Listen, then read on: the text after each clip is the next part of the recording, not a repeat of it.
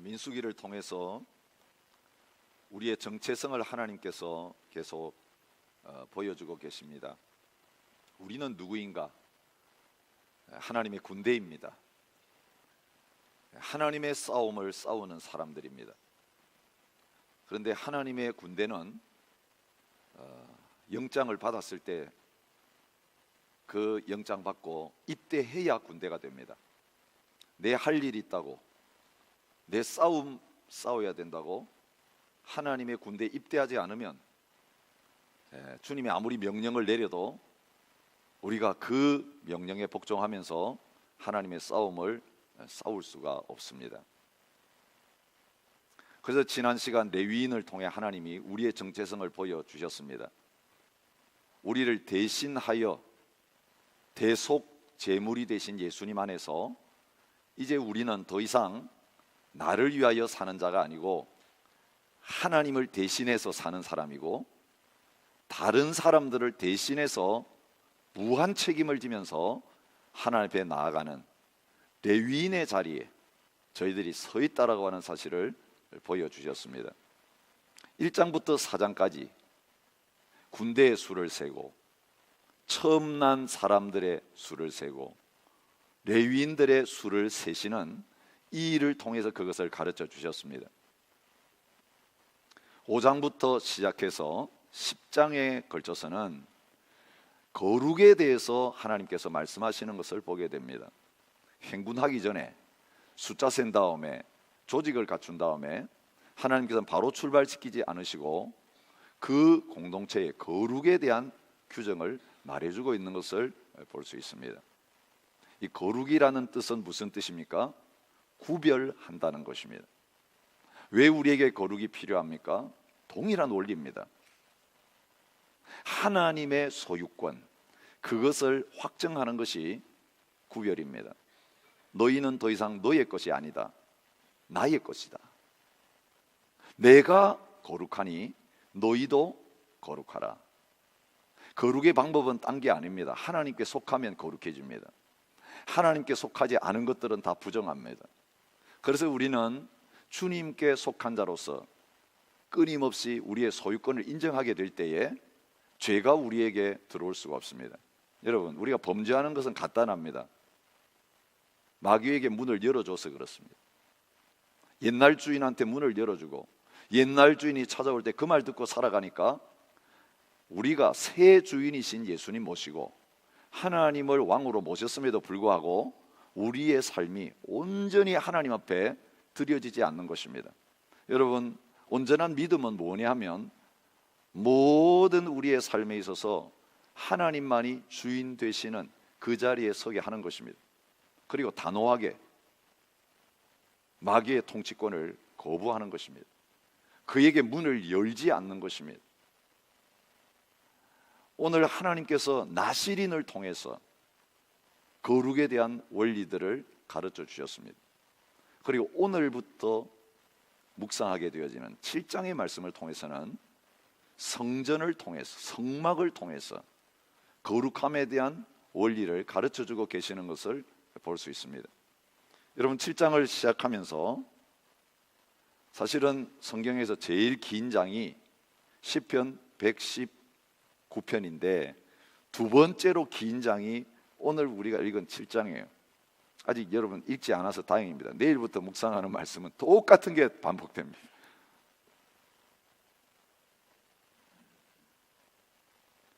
첫째 날 누가 드렸냐 이름만 다른데 12번 드린 내용 똑같은데 12번 12사람이 드렸다라 한 절로 끝날 말씀을 그 하루 드린 그 모든 것을 똑같이 반복하시면서 아주 길게 말씀하시는 그 내용으로 채워져 있습니다. 이게 언제 일어난 일입니까? 이스라엘 백성들이 출애굽하고 두 번째 해가 되던 1월 초하루, 2년째 되는 1월 1일에부터 시작해가지고 12일 동안 하나님 앞에서 행한 일을 기록하고 있습니다. 그런데 이 일을 행한 그 날이 무슨 날인가를 이렇게 말합니다. 모세가 장막 세우기를 끝내고 그것에 기름을 발라 거룩히 구별하고 또 그 모든 기구와 제단과 그 모든 기물에 기름을 발라 거룩하게 구별한 날에 이런 일이 있었다. 그렇게 말하고 있습니다. 그들 손으로 만들었습니다. 그런데 성막을 세우고 그 모든 기구들을 그 안에다가 들여놓은 다음부터 그들의 손을 떠났습니다. 하나님의 것이 되었습니다. 하나님 것이 되었다는 게 구별되었다는 것입니다. 구별되었다는 표를 뭐로 했습니까? 기름을 발랐어요. 거룩한 기름 바르는 순간 아무도 거기에 손을 대면 안 되는 것이 되었습니다. 하나님의 허락 없이 그 안에 들어가면 죽습니다. 제사장도 하나님이 허락하지 않은 것 들고 들어가다가 죽었습니다. 레위기에서 우리가 그것을 묵상했습니다. 거룩은 그만큼 중요합니다. 성시아 대회를 지금 저희들이 하고 있습니다. 이 도시가 주님의 것입니다. 그게 성시화라는 뜻이에요. 주님이 이 도시의 주인이십니다. 하늘과 땅과 거기에 속한 모든 것이 다 주님의 것입니다. 그런데 마귀가 자기 것처럼 왕노릇하고 있습니다. 우리 이 도시를 향하여 거룩을 선포합니다. 이 도시는 주님의 것입니다. 이 도시에는 죄악이 발을 붙일 수가 없습니다. 예수님의 이름을 부르면서 하나님의 군대들이 모여서 행진하면서 예수님의 이름을 높이며 찬양하며 이 도시를 여리고를 돌았던 것처럼 가나안 땅의 진군에서 발을 들여놓고 밟았던 것처럼 저희들이 밟고 있습니다. 지난주에 마디그라 소식을 들으면서 좀 긍정적인 소식을 들었습니다. 핍박받으며 시작했던 마디그라가 약 12여 년 전에는 절정에 도달했습니다. 여러분, 그 마디그라에 100만 명이 모였다고 합니다. 100만 명 구경하러 온 사람들. 그런데 그걸 정점으로 해서 점점점 모여드는 숫자가 줄어들고 있다는 거예요. 여러분, 줄어들었는데도 35만 명이 모였습니다. 지난 토요일. 그렇게 비가 오는데. 그런데 너나 할 것 없이 막 후원하고 서포팅하는 사람들이 많았는데, 기업도 서포팅하고 이제는 지자체에서도 이 축제를 서포팅했는데 점점 서포팅하는 사람들의 후원금이 줄어들고 있다. 그래서 이제 사람들이 별로 큰 관심을 가지지 않게 된다. 그런 반가운 소식이 있습니다. 여러분, 세상 나라는 망하게 되어 있습니다. 마귀의 왕국은 망하게 되어 있습니다. 그런데 여러분, 그 싸움을 하나님의 백성이 싸워야 망합니다. 가나안 땅의 7족속 죄악이 관영해서 하나님 멸망하기로 작정하셨는데 하나님의 백성이 믿음으로 그 땅에 들어가서 이 땅이 주님의 것이다, 우리에게 주셨다고 선포하고 영적 싸움을 안 싸우면 그들은 그대로 있습니다. 숫자의 문제가 아닙니다. 기드온의 300용사가 미디안을 쫓아냈습니다. 하나님의 나라는 수에 달려 있는 거 아닙니다. 하나님이 우리 하나님이시다.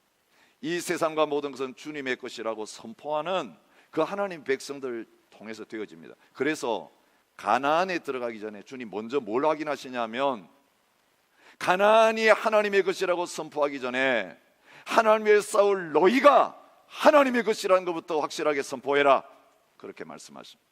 우리에게 거룩이 없는데 어디 세상에 나가가지고 거룩을 이야기하겠습니까? 우리의 모든 것이 주의 것 되지 않았는데 세상 사람들 앞에서 시드니가 주의 땅이라고 말하는 게 어불성설입니다. 세상 사람들은 우리를 너무너무 잘 알고 있습니다. 우리가 어떻게 살아가고 있는지. 여러분, 우리 경제생활 세상 가운데 가서 합니다. 사교생활, 취미생활 세상 가운데 가서 합니다. 세상은 우리를 너무너무 잘 압니다. 우리하고 밥을 같이 먹고, 우리하고 일을 같이 하고, 우리하고 거래를 같이 하고, 우리하고 사업을 같이 하고, 그러면서 이 사람들이 하나님의 사람이냐 세상 사람이냐 정확하게 점수 매기고 있습니다.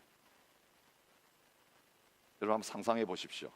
우리들이 나가가지고 행진하고 있는데 길거리에 서 있는 사람이 우리 애를 너무너무 잘 아는 사람이에요. 저 사람이 저기 나와 있어? 아니 어제 저녁까지 내하고 만나가지고 온갖 죄를 같이 저질렀는데 지금 나와가지고 홀리 홀리를 외치고 있어. 조롱거리가 돼.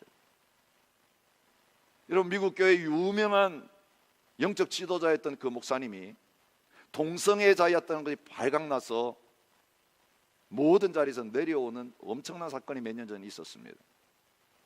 교회를 크게 부흥시킨 분입니다. 온 미국 교회의 대표자입니다. 복음주의 교회 대표자입니다. 근데 그분이 동성애자인 것이 드러난 게 뭐 때문인지 아세요? 그분이 설교할 때마다, 그분은 자기 교회에서만 설교한 게 아니라 온 미국 전역에 방영되고 있는 그 기독교 텔레비전에 나와서도 대표니까 계속 말씀을 전하는데 동성애에 대해서 그렇게 날카롭게 비판하는, 정죄하는 말씀을 전했어요. 그런데 그가 은밀하게 돈 주고 동성애를 하고 있었다는 것을 아무도 몰랐습니다. 여러분, 죄는 은밀하게 진행되기 때문에 드러날 때까지는 아무도 모릅니다. 숨어서 무슨 짓 하는지 저희들이 어떻게 알겠습니까? 그런데 그 방송을 우연히 이 목사님하고 동성애 관계를 돈을 통해서 이어가고 있던 그분이 보게 된 겁니다. 우연히 텔레비전 틀었는데 아는 얼굴이 나와요. 자기에게 찾아오는 사람이 목사라고 하고 찾아오지는 않았어요. 그냥 동성애 하기 위해서 돈 주고 자기 몸을 산 사람이에요. 그런데 무슨 말 하나, 이 목사구나 보니까 그날 본 설교가 동성애에 대해서 막 정죄하는 설교예요. 자기 찾아와서 돈 주고 동성애 하는 목사가 동성애 반대 설교를 하니까 속이 뒤집어졌어요. 알려야 되겠다. 그래서 폭로했습니다. 그래서 그 자리에서 내려오게 되었습니다. 여러분, 오늘 우리의 거룩이 담보되지 않으면 교회가 세상을 향하여 거룩을 외치는 것, 세상 사람들이 호흡치고 있습니다. 저건 내 편인데 같이 놀 때는 언제고, 같이 죄 지을 때는 언제고. 여러분, 그래서 하나님의 백성들에게 군대 조직한 다음에 거룩한 싸움을 싸울 이들이 가나안 땅에 들어가서 여호와 하나님의 이름으로 그 싸움 싸우기 전에 너희의 거룩을 내가 요구한다고 하면서 이 거룩의 규정을 말씀하시는 거예요.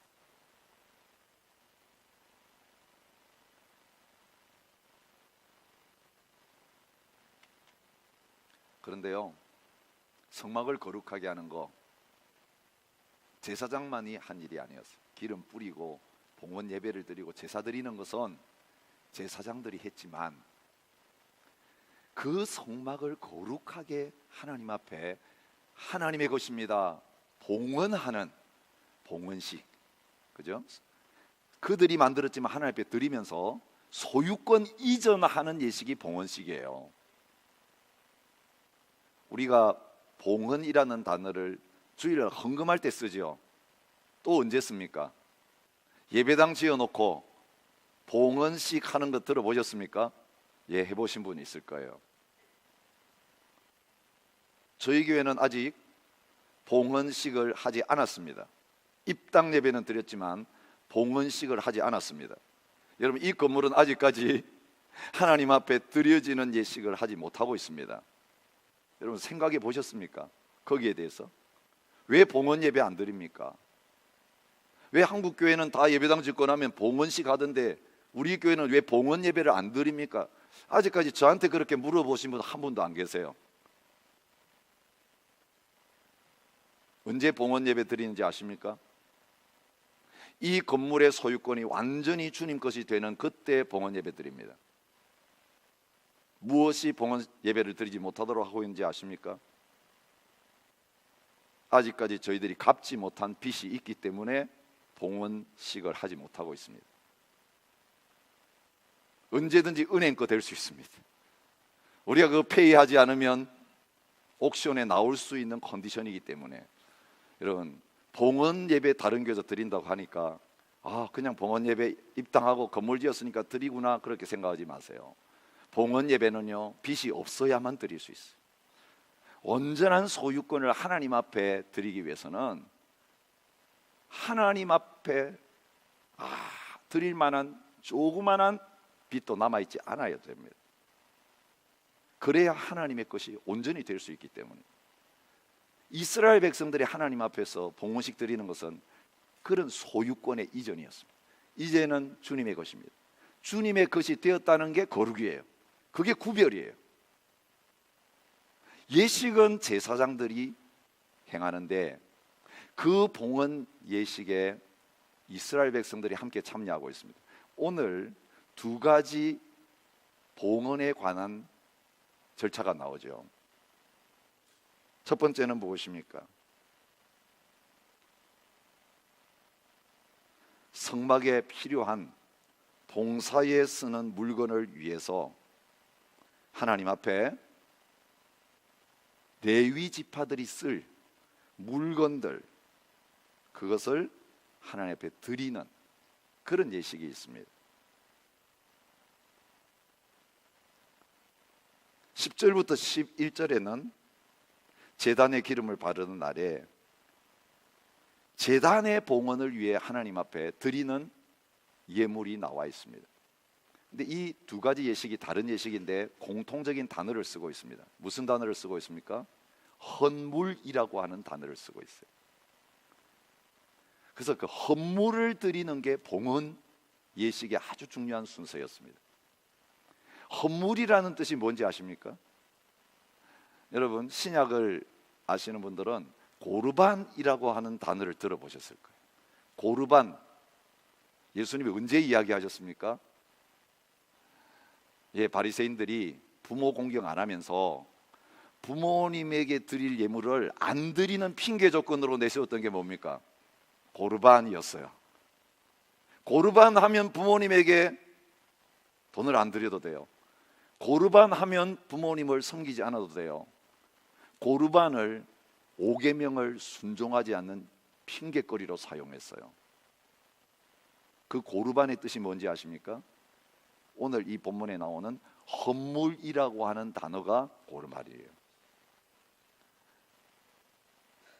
원래 뜻은요, 가까이 가져오는 것이다, 그런 뜻이 있습니다. 그리고 나중에는 하나님 앞에 드려지는 그 모든 것을 고르반이라고 불렀습니다. 그래서 제물, 헌물, 예물 이렇게 사용됩니다. 여러분 오늘 본문에서는 물건도 드리고 짐승도 드렸습니다. 레위기에서 하나님 앞에 제물을 바칠 때 그 제물이 고르반이에요. 하나님 앞에 드려진 것은 살아있는 짐승이든지 사람이든지 물건이든지 관계없이 구별해서 하나님 앞에 드리는 순간에 하나님의 것이 됩니다. 그래서 하나님 앞에 드려진 존재를 가르쳐서 고르반, 사실은 원어에는 코르반이에요. 코르반이라고 하는 단어를 사용하고 있는 것을 볼 수 있습니다. 그런데 그 헌물을 누가 드렸습니까? 12지파를 대표하는 사람들이 드렸습니다. 12지파를 대표하는 이 사람들이 인구조사할 때 역할을 감당했어요. 이 12지파를 대표하는 이 사람들이 하나님 앞에 예물을 드릴 때 그 사명을 감당합니다. 성막 봉사를 위한 헌물을 드릴 때도 12지파 대표자가 드렸고, 봉헌식 예물도 12지파 대표가 하루에 한 지파를 대표하는 분들이 드렸습니다. 그 뭘 뜻합니까? 모든 이스라엘 백성들이 하나님 앞에 헌신하고 하나님 앞에 참여했다는 것을 의미합니다.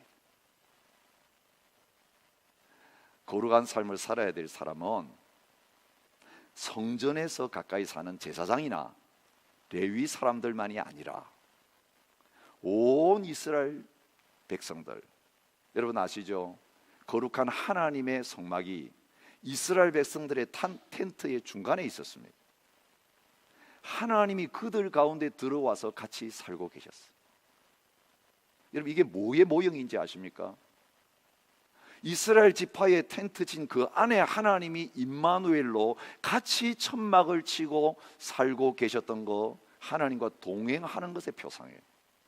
하나님이 이제는 이스라엘의 텐트 가운데 들어오시는 게 아니라 어디에 들어오셨습니까? 육신 가운데, 우리 육체 가운데 들어오셔서 우리와 함께 하십니다. 그래서 우리가 성전이 된 것입니다.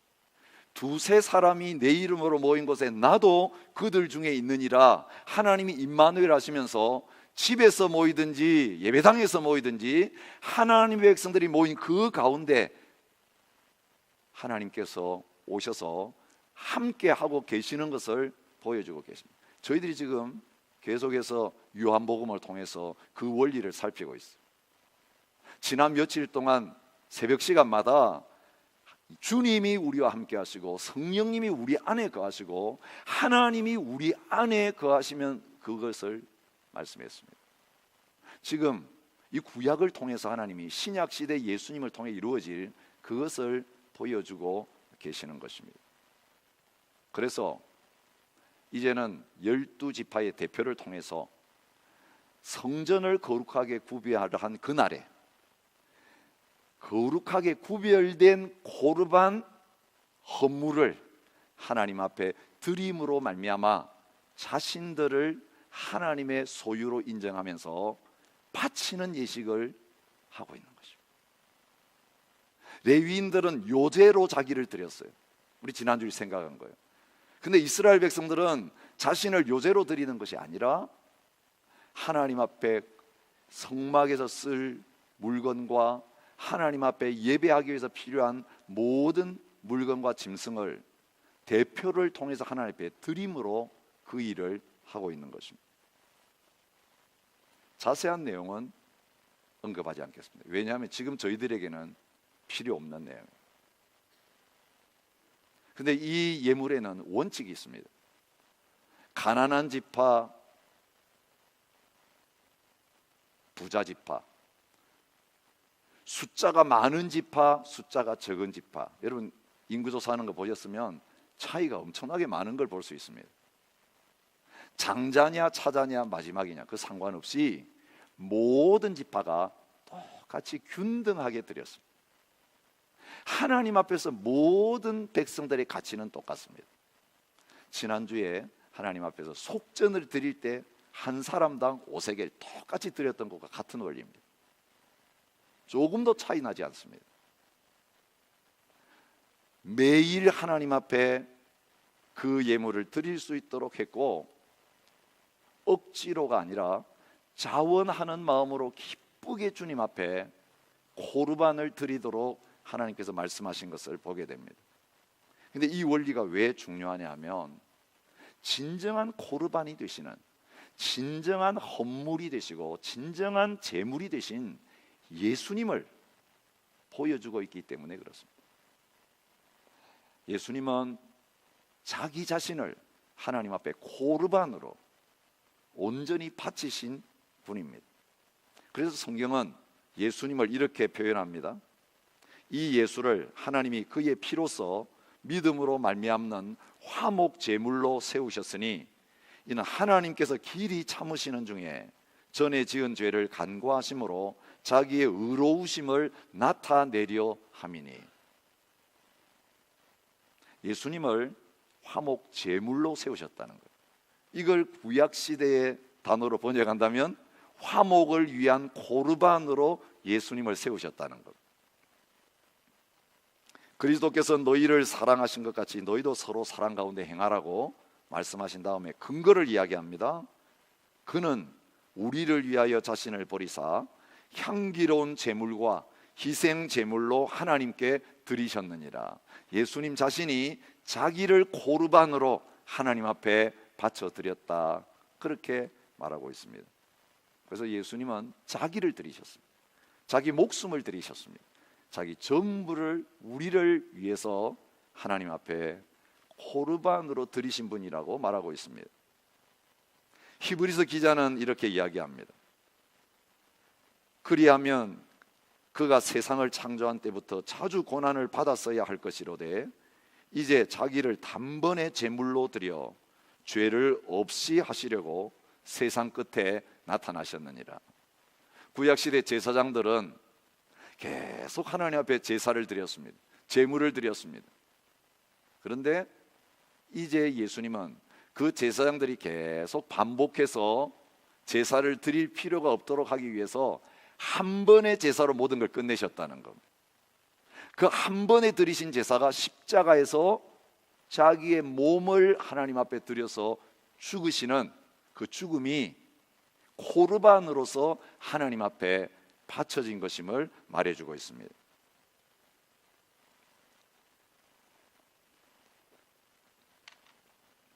이거는 요한이 똑같은 원리로 이야기합니다. 많은 사람들이 히브리서나 바울의 서신은 믿음으로 의롭게 된다는 것 인정하지만 다른 서신은 그렇지 않다, 아주 이상한 말을 합니다. 근데 성경을 보시면 누가 그 성경을 썼든지 상관없이 같은 영적 진리를 이야기하는 걸 보게 됩니다. 요한일서 2장 2절에서 말합니다. 그는 우리 죄를 위한 화목 제물이니 우리만 위할 뿐 아니요 온 세상의 죄를 위하심이라고 말합니다. 요한일서 4장 10절에 사랑은 여기 있으니 우리가 하나님을 사랑한 것이 아니요 하나님이 우리를 사랑하사 우리 죄를 속하기 위하여 화목 제물로 그 아들을 보내셨습니다.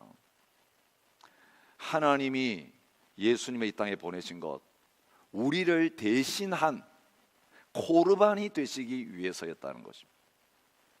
우리를 그 의롭다 함을 받는 자리에 세우도록 하기 위해서 자신이 대신해서 십자가에 죽으심으로 말미암아 온전한 제물로 하나님 앞에 바쳐졌다는 것을 말하고 있습니다.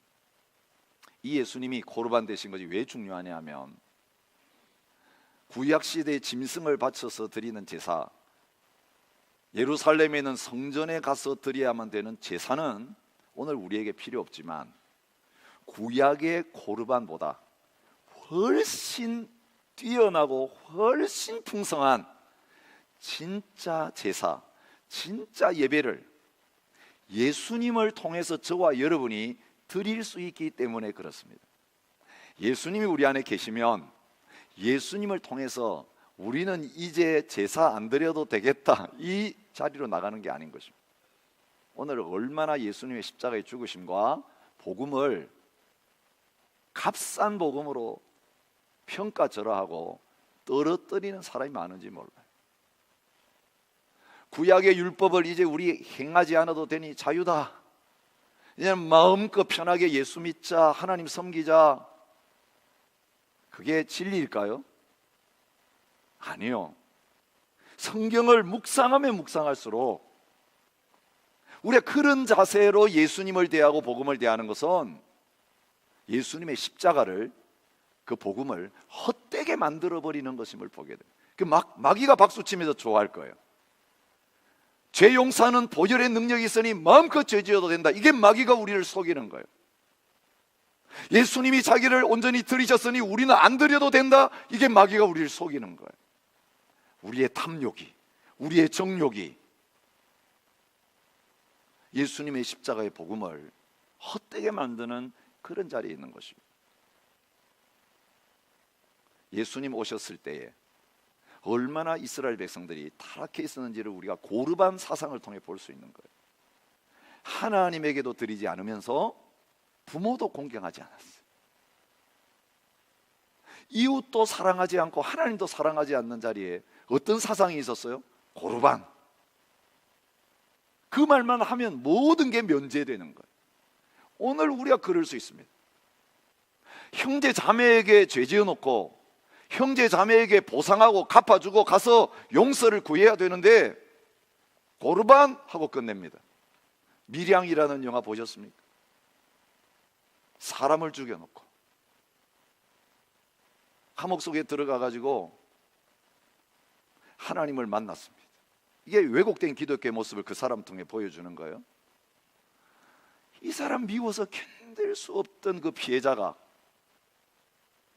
용서해 준다는 말 하려고 면회해 가지고 그 사람 찾아갔더니, 여러분, 피해자가 찾아왔는데도 죄송한 표정 하나 없이 던지는 말이 뭐냐면, 나 하나님 앞에 용서받았습니다, 네, 하나님 앞에서 이 문제 끝났습니다, 이러고 있는 거예요. 그때 이 여인이 뒤집어지는 거예요. 기독교의 복음이 있다 이라면 난 예수 안 믿는다. 이렇게 되는 거예요. 여러분, 예수님의 십자가의 죽음과 복음을 헛되게 만들면 안 됩니다. 우리 안에 주인이 바뀌었고 자기의 목숨까지 하나님을 위해서 우리를 위해 드신 주님이 이제는 우리를 대신해서 우리에게 살아가기를 원하신다면 이제 우리가 하나님 앞에 살아야 되는 삶은 내 것이 아니라 주의 것이 되었으니 온전히 나는 거룩한 주님의 것이다. 주님 쓰시고자 하는 대로 제물된 삶, 고르반의 삶을 살아가는 자리에 서 있다. 이제는 내 힘으로 육신의 노력으로는 절대로 그런 삶 살지 못했는데 예수님이 내 안에 들어오셔서 나는 죽고 예수님이 사셨기 때문에 이제는 내 것 아무것도 없으니 주님이 하자고 하시는 대로 다 할 수 있는 거예요. 주님이 드리자고 하시는 대로 다 드릴 수 있는 자유의 자리에 서게 되는 것입니다. 여러분, 그래서 신약 성경은 저와 여러분의 신분을 이렇게 말합니다. 예수 그리스도로 말미암아 하나님이 기쁘게 받으실 신령한 제사를 드릴 거룩한 제사장이 될지니라. 베드로전서 2장 5절 말씀이에요. 우리가 성전일 뿐만 아니라 제사장이기도 하다는 거예요. 어떤 제사장이요? 하나님이 기쁘게 받으실 신령한 제사, 다른 말로 하면 영적 제사를 드릴 제사장이 된다는 것입니다. 그러면 그 영적 제사가 무엇입니까? 우리가 너무나 잘 아는 말씀, 로마서 12장 1절 말씀을 통해서 우리가 드려야 될 영적 제사를 말합니다.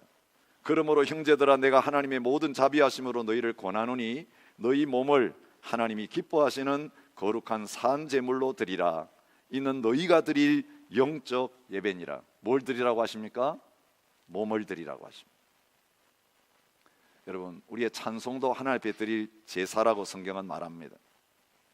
가난하고 어려운 선교사님과 사역자를 헌금으로 지원하고 돕는 것도 향기로운 제물이라고 빌립보에서 이야기합니다. 선을 행하는 것과 어려운 사람 구제하는 것도 하나님 앞에서 제사다라고 말합니다.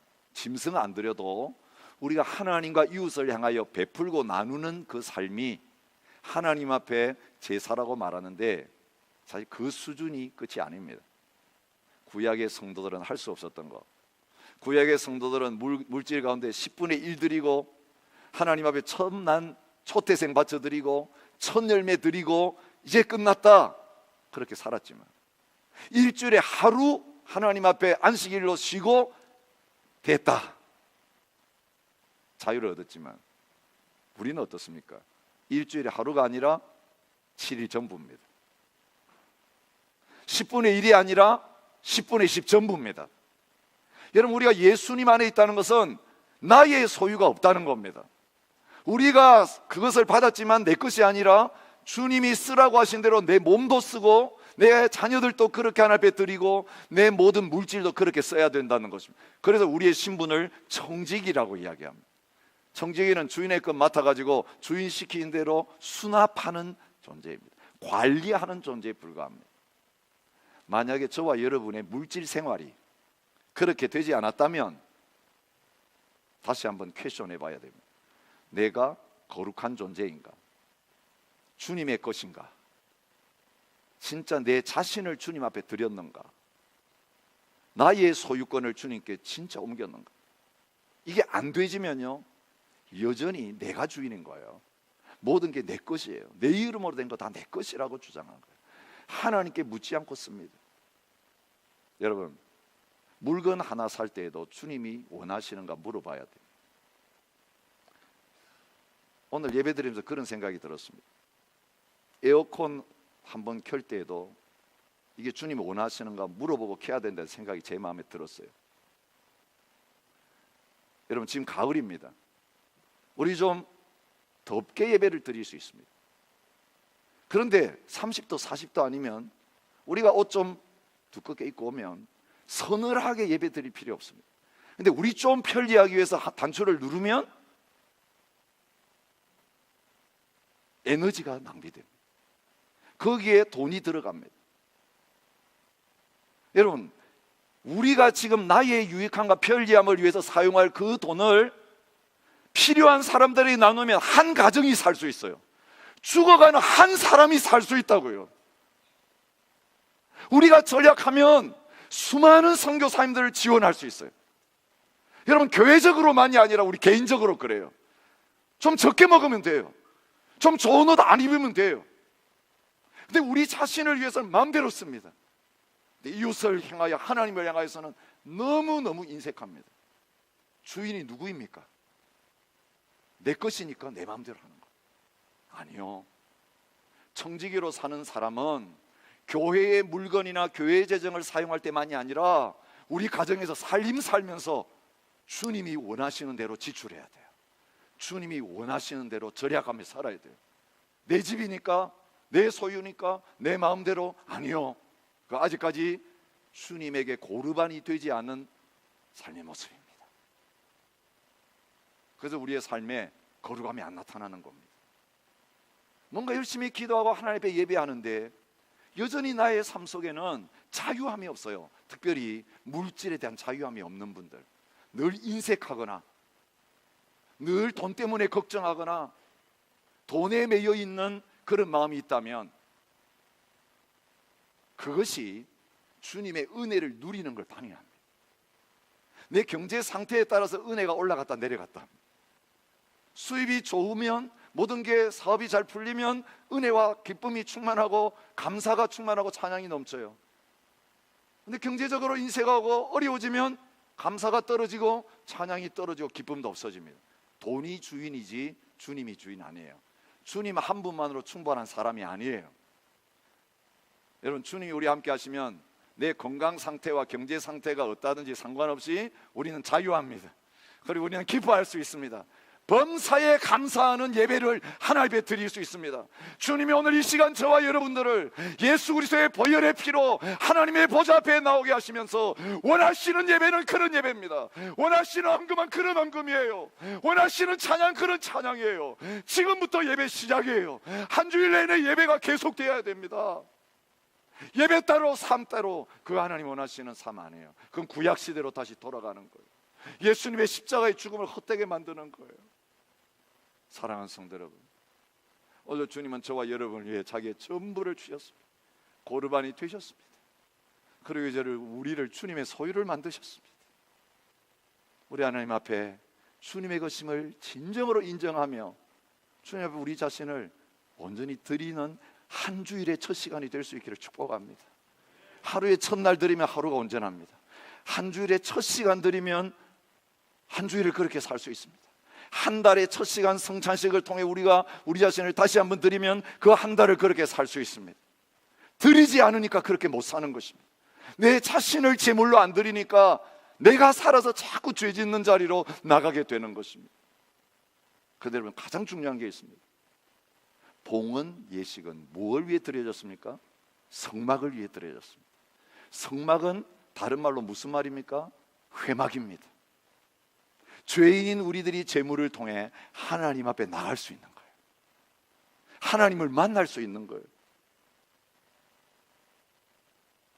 오늘 이 모든 봉헌식이 끝나고 나서 일어난 일을 성경은 기록하고 있는 것을 볼 수 있습니다. 모세가 장막을 다 세우고 모든 일을 마쳤을 때 어떤 일이 일어나고 있습니까? 89절에 모세가 회막에 들어가서 여호와께 말하려 할 때에 증거계 위 속죄소 위에 두 그룹 사이에서 자기에게 말씀하시는 목소리를 들었으니 여호와께서 말씀하심이었더라. 여러분, 하나님과 만나고 하나님의 음성을 듣는 놀라운 일이 진정한 고르반이 있어졌을 때, 성막이 구별된 다음에 있어진 것을 확인해 주고 있는 것입니다. 여러분, 저희 예배당이 하나님 앞에 봉헌되기 전에 주님은 우리를 봉헌받기를 원하십니다. 봉헌된 예배당에서 드려지지 않은, 봉헌되지 않은 성도들이 예배하는 게 뭐가 의미가 있겠어요? 하나님께 절반은 드리고 절반은 내가 차지하고 있는 그 반쪽 신앙 가지고 예배하는 게 하나님 기쁘시게 하겠냐고요. 예배당 건물은 드려졌는데 사람이 안 드려지면 그건 안 드려진 것입니다. 저는 우리가 먼저 주님 앞에 온전히 드려지면 다른 모든 문제들이 너무너무 쉽게 해결될 수 있다고 믿습니다. 왜 십자가의 죽음이 있습니까? 왜 우리가 하나님의 우리 자신을 드려야 합니까? 제가 말씀드렸죠. 고르반은 하나님 앞에 가까이 하기 위함입니다. 그래서 믿음의 사람들은 하나님께 가까이 할 수 있는 그걸 복으로 여겼습니다. 하나님과 동행하고 함께 하는 그게 예배일 뿐만 아니라 온전한 헌신일 뿐만 아니라 그 자체가 저와 여러분에게만 하나님이 허락하신 특권이라고 말하고 있는 것입니다. 그래서 레위 지파 사람들은, 이스라엘 백성들은 가까이 하지 못했지만 구별하여 하나님께 가까이 하게 하사 봉사하게 하시는 은혜를 받은 사람이라고 성경은 말합니다. 이스라엘 백성들의 특권이 뭔지 아십니까? 우리 하나님 여호와께서 우리가 그에게 기도할 때마다 우리에게 가까이 하심과 같이 그 신을 가까이 함을 얻은 큰 나라가 어디 있느냐? 돈 많은 나라, 군사 강한 많은 나라는 있어도 하나님 앞에 가까이 할 수 있는 고난을 받은 민족은 아무도 없다. 큰 나라라고 그것을 얻은 거 아니다. 우리같이 작은 나라에 하나님을 가까이 하는 복을 주신 건 너무너무 감사하다. 이거 특권인 줄 알아라고 말하고 있는 것입니다. 하나님을 섬겼던, 하나님을 예배하고 찬양했던 아삽은 이렇게 고백합니다. 하나님을 가까이 함이 내게 복이라. 코라 자손 레위인으로 구별해서 하나님을 가까이 하며 섬기는 특권을 얻던 그 코라 지파의 자손은 이렇게 고백합니다. 주의 궁정에서의 한 날이 다른 곳에서의 첫날보다 나은즉 악인의 장막에 사는 것보다 내 하나님의 성전 문지기로 있는 것이 좋사오니. 다윗은 하나님 앞에서 하나님을 가까이 하는 자로서 살아가는 그 소원을 가장 귀하고 아름다운 것으로 여겼습니다. 나의 유일한 소원은 하나님의 전에 거하는 것입니다. 주님이 예수님의 십자가의 복음을 통해 이 문을 열어주셨습니다. 하나님 앞에 나와 예배할 수 있습니다. 하나님 앞에 나와 기도할 수 있습니다. 우리의 삶의 현장이 성전이 되고 우리의 삶이 예배가 되는, 이제는 아무리 성전 앞에 나오고 싶어도요 1년에 3번밖에 못 나오고 하나님 앞에 나가고 싶어도 아무나 들어가지 못하는 그 모든 문을 여시고 너희들 예배하고 싶은 모든 곳에서 너의 하는 모든 일을 통해서 고르반의 삶을 살라고 저와 여러분에게 초청하시고 축복하고 계십니다. 오늘 그 주님 앞에서, 주님, 제가 고르반이 되겠습니다. 제가 고르반의 삶을 살겠습니다. 주님의 소유권 인정하고 주님 앞에 날마다 가까이 하고 주님과 동행하면서 내 모든 것이 주님 앞에 온전히 들어지게 되어서 얘는 주님 원하시는 대로 주님께서 우리를 사용하시는 그 자리에 있기를 원합니다. 이 고백으로 하나님 앞에 다시 헌신하고 우리 자신을 드리는 이 아침이 될 수 있기를 축복합니다. 우리 함께 자리에 일어나셔서 하나님 앞에 찬양하며 기도하며 나아가겠습니다.